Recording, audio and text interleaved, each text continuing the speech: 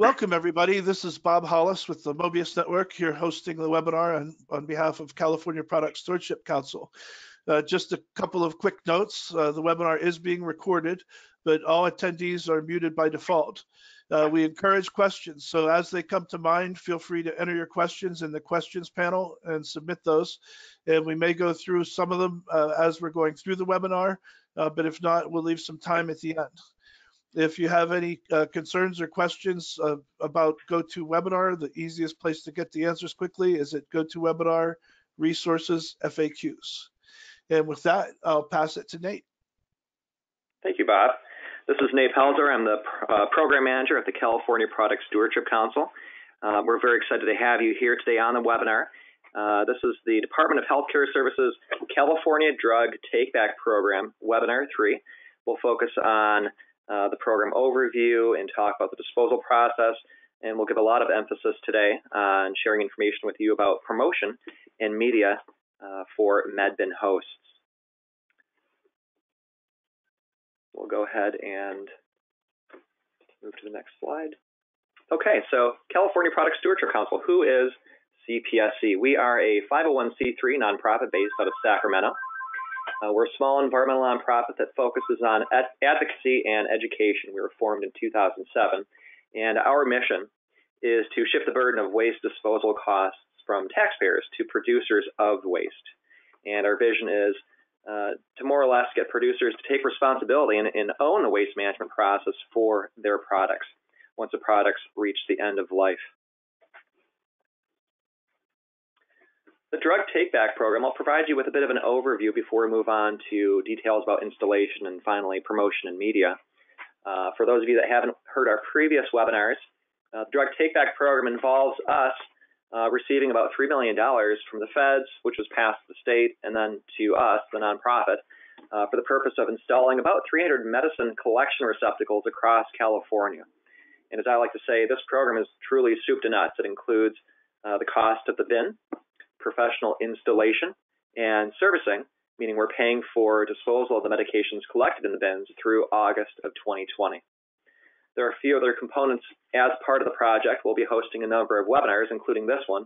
This is the third in a series of 5 webinars.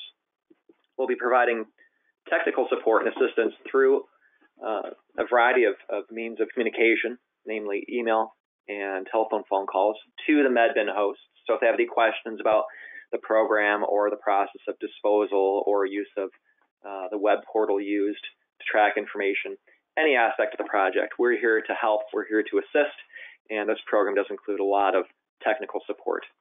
And as you see number 5 on the screen, the core thrust of the program really is to increase public and healthcare community awareness of safe medicine disposal. So what we want to do is we want to provide the community, your community, you as individuals, with options for disposal. So instead of throwing unwanted medications in the trash or down the toilet, we want to provide you with a more ecologically sustainable option, which is the med bins, with the purpose of removing drugs from the streets, out of folks' cabinets, out of the hands of kids, and of course, out of our water streams and water systems. So you might wonder if you qualify to become a MedBin host, and chances are the question is yes, with just a couple small caveats and exceptions. So you must be located in counties other than those that are shown on the screen, because those counties already have MedBin programs that are funded by pharma companies under local ordinances. So if you're in any of the counties outside of those listed on the screen, and those listed on the screen include Alameda, Contra Costa, Marin, San Francisco, San Luis Obispo, San Mateo, Santa Barbara, Santa Clara, and Santa Cruz. Those are the counties that already have MedBin local ordinances and are not included in this program. So if you live outside of those 9 counties, we would encourage you to apply if you're a pharmacy, a hospital with a pharmacy, or a law enforcement office or agency. Implementation. So there are a lot of regulatory rules and regulations that have been put into place. I call them protections, also known as regulations and rules. The title that I give this slide is more or less rules, rules, rules. There are a lot of bodies across the local jurisdictions, the state and the federal government that create rules for our safety for the purpose of ensuring that drugs that are captured in these med bins are handled with care and that you, your staff, and consumers are kept safe. So it's very important to recognize that these bodies exist and that we fully comply with the rules established by these bodies. So at a federal level, it's the DEA, the Drug Enforcement Agency. At the state of California level, it's the California Board of Pharmacy. At the local level, if rules exist, it's likely through your Department of Health or Human Services or some other similarly named agency. And the best way to find out if you have any local rules is to simply reach out to your city and or county Department of Health or Department of Human Services. So the nice thing is that we have all the regulatory bodies' rules posted on our website, takebackdrugs.org. I've mentioned this numerous times in the past on previous webinars. If you haven't seen our website, please go take a look. We've got a lot of very useful information at takebackdrugs.org, including the rules and regulations that I mentioned on this slide. So I did include a few more details about each level of the regulatory bodies I mentioned on the previous slide. The first one is federal government. On our website, we've got a registrant fact sheet. It's there for your convenience. It's in .pdf format, and it more or less describes what an authorized collector is and can be, what can be collected, and the very clear and crisp registration process. It's actually quite easy. It just involves a simple form that needs to be filled out and sent in. There are a number of regulations on file on our website as well. Specifically, the Disposal Act of 2010 was published in 2014. And then we've got some additional resources there just for reference purposes. You can see that link is on the slide and also posted on our website too. So that was the federal government. Again, the DEA, Drug Enforcement Agency. The next slide shows the state of California's regulatory body. It's the California Board of Pharmacy. The Board of Pharmacy has its own set of requirements. You must be licensed by the board. Your license must be in good standing. Med bin location and observation must be well documented and registered with the Board of Pharmacy. And they also have some rules and guidelines and regulations regarding the disposal process. It's very similar to the DEA's. There are a few small nuanced differences, but we've got that detailed on our website, takebackdrugs.org. The full regulations for the Board of Pharmacy are listed there. It's called 16 CA ADC subsection 1776. It's very prescriptive. It's about 8 pages long. There are very specific requirements listed in that every MedBin host needs to be aware of. If you've been selected as a MedBin host, we proactively share that information with you. But if you'd like to learn more about that, feel free to go back to takebackdrugs.org to learn more about that. Additional resources are also shown there as well. As I mentioned before, there might be some possible local requirements. Again, the best bet is for you to reach out to your city or county, namely the Department of Health or Human Services, for their specific requirements. It's not our responsibility to reach out to every local jurisdiction in California. We simply don't have the resources to do that, so we encourage you to reach out on your own behalf to get those requirements, if any requirements exist. Most local jurisdictions do not have local requirements. Those that do, those that we've seen, are simply a sheet of paper that require you to register as a med collector. So it should be fairly easy and not time consuming. So that covers federal, state, and local protections. The disposal process. Since we've already placed bins as part of this program, just this past week we actually delivered and installed 4 bins, and we've got quite a few scheduled for this week and many, many bins scheduled for the next few weeks for installation. I wanted to spend some time talking about the disposal process and providing you with a somewhat detailed overview of the disposal process. So once you get the med bin, once it's installed, then what we would do is we would register your information with our reverse distributor. The name of the company is Covanta.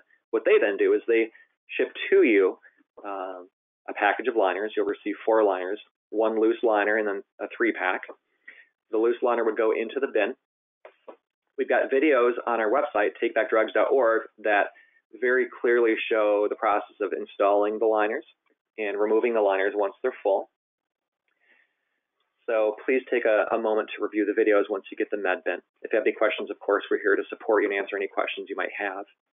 Once the liners are installed, the liner door is then closed, and the bin can be used from that point going forward. Once the hatch is no longer able to properly open or properly close, you know the liner is full, and the person who's staffing that facility along with an assistant would then unlock and remove the liner from the med bin. Again, there are videos on our site that talk about and show you very clearly the process of not only installing the liner, but removing and packing the liner for shipment. So I would encourage you to take a look at that. Once the liner is removed, go into the web portal, which we provide to you, in which Covanta shares information for logging in with you once you've received the liners. Go into that web portal and click on the link that says call for pickup. A common carrier then shows up, typically within 1 day's time, to collect the properly packaged box and then takes it to the waste to energy disposal facility for final destruction. So it's a pretty straightforward process. I've got it detailed here. We also have instructions very clearly articulated on the website. Please take a moment to, again, visit the website and look at the instructions there.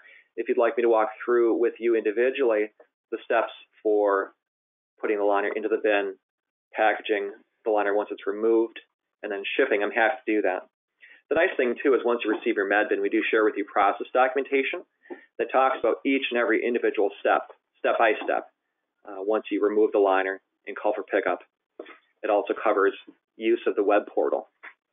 When we first started this project, our intent was to provide folks, each of the med bin hosts, with a binder that includes process documentation and other documentation that can be used to track everything that the DEA requires you to track for 3+ years. What we've since done is we found a way to access a web portal provided by Covanta that allows you to track everything without using paper. So we've gone from a very paper-intensive tracking system to a paperless tracking system. We're really excited about that. It's actually quite easy to use, simply requires internet access, and doesn't result in us chopping down any trees. So it's a great process, and we're very proud to use the web portal. Envelope overview. So part of this project also includes an envelope component for returning unwanted medications for folks that can't make it to the med bins. So let's say I'm an elderly person at home and I've got a bunch of old expired prescriptions. What I would do is I would request or somehow get my hands on one of these envelopes. You can probably see that on your screen now. It's roughly the size of 8.5 by 11. They come in different sizes, but the ones that we will be receiving are about that size. You would put your unwanted medications inside, close it, seal it, put it in the mail. Easy breezy. So we're running a test program with DHCS that involves the details shown here. It involves 1 to 2 large counties, 2 to 3 medium counties, and then 2 to 3 small counties. We'll be selecting those counties and running test runs with about 100,000 envelopes, distributing them to the homeless and homebound, folks that typically can't make it to a med bin for proper disposal of unwanted medications. So super excited about the envelope component, just like we are with the med bin component of this project. We're working very closely with DHCS to finalize the last few details for this component of the project, and we'll share those details with you as soon as they're finalized. If anybody has any questions about that component, I, of course, am available to answer any questions you have. Again, this is Nate at CPSC. Press and media. So one of the areas that I really wanted to spend some time on this webinar is sharing with you details about press and media that are included with this project. I mentioned earlier that it's really soup to nuts. One of those components is free press for the medbin hosts, free media for anybody who decides to become a medbin host and is awarded a medbin. So what we're going to do is we're going to provide you with a lot of free publicity through a variety of different social media, listservs, websites, online maps, conference calls, press releases, etc. I'll walk through each of those shortly. We're doing this because it's a huge community benefit. The community, as I mentioned earlier, now has options when it comes to disposing of unwanted medications, and we want to make it very clear to the community surrounding the medbin hosts that they have these options and that there's something close to them and that it's free to use. And it would actually benefit you as a medbin host because it provides you with free publicity and gets you a lot of traffic into your facility. So let's talk about some of these individual ways we'll be promoting you on various types of media. Let's first talk about social media. So we've got a number of accounts through Facebook and Twitter and Instagram and LinkedIn. And each time we get a new medbin host, we'll be sharing information, at least on Facebook, if not all four, about your new site. So we would encourage you to like CPSC's Facebook page, and we will tag you as a MedBin host in each of these posts so that you can share them with your community. We'll certainly tag a lot of organizations near your facility so that it raises attention in your community amongst a much larger crowd. We have thousands and thousands of names on various listservs that we use as an organization, which certainly includes your community. We'll be sharing information about you as a MedBin host and the new bin at your location on these listservs. We'll also be listing you as a MedBin host specifically on a website, takebackdrugs.org. We'll also be listing you as a MedBin host in your location on our online map at takebackdrugs.org. We'll also be mentioning you as a MedBin host on various conference calls. We'll be sharing with you a press release that's specific to you, your location, and your MedBin once the MedBin is installed. So it's quite a lot of coverage. It's a lot of free publicity. It's something that I think you'll certainly benefit from as a MedBin host and as a pharmacy or a hospital with a pharmacy or a law enforcement agency. So this is truly a great opportunity for you to get some free publicity. Next steps. So this is a great program. It's virtually cost-free. It'll get you a lot of free publicity. It certainly serves the community that you serve in many ways, provides them with the options they need when they want to dispose of unwanted medication. So you're probably interested, if you haven't already, regarding how to apply for MedBin. So I've prepared this slide, which details the next steps. We would encourage you to complete an application. Go to takebackdrugs.org. You'll see a link to complete the application. The application is very short and sweet. It takes about 5 to 7 minutes to complete. All we do is we ask that before you sit down to take the application or complete the survey, that you take pictures of where the MedBin or receptacle will be located in your facility. It's roughly 25 by 25 inches at its base, and it's about 52, 53 inches tall. So you can see the picture on the screen. I'm about 5'11", and it comes up about 2/3. So it does require a little bit of space. Make sure you've got a sizable space clear and visible to the pharmacist, because that's where it would need to be located. So go to the website, have the pictures ready, complete the application, and then we'll respond to you within just a few days to a couple weeks after receiving your application to talk about next steps. We're awarding the MedBins on a first-come, first-served basis.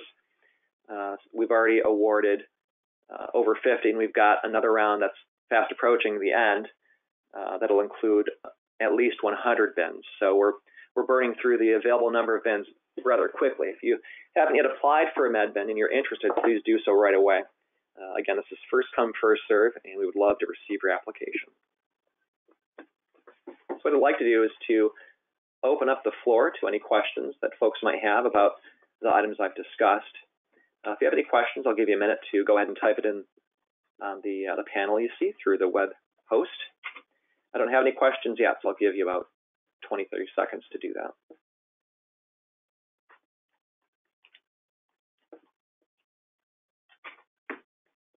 While you're typing out the questions, I'll mention again the name of the website or the web address is takebackdrugs.org. If you ever have any questions, I'm always available to answer any questions you may have. My email address is nate@calpsc.org. That's CALPSC.org.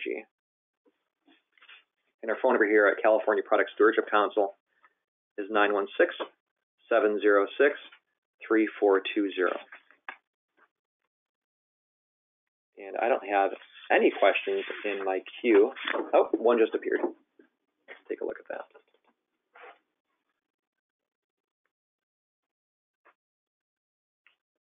Give me just a second here. Okay, so the question is, when the bin is full, does the pharmacist have to lock the bin while waiting for the handler to come pick up the liner? So let's talk about that process in a little more detail. Again, once the MedBin is installed, within just a few business days later, you'll receive a 4-pack of liners. One of those liners goes in. The other 3 are placed in a storage facility somewhere within your facility, in a closet, behind the desk, someplace safe and sound.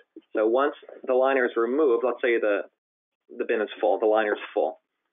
The pharmacist and the assistant would open the door, they would unlock it, open the door, pull out the liner, package it up, and they would essentially be sealed and is now ready for shipment.